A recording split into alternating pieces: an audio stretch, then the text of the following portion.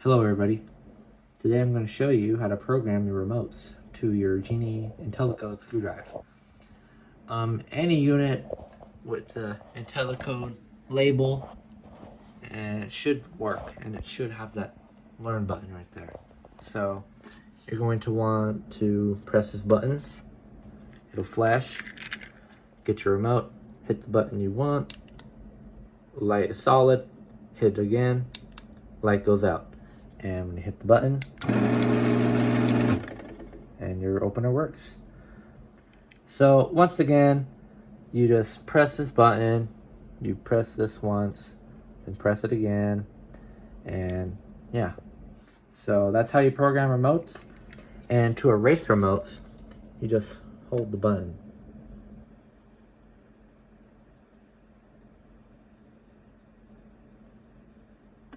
Okay, let's try and program it again. So press it once, press it again, then press the button. That's it.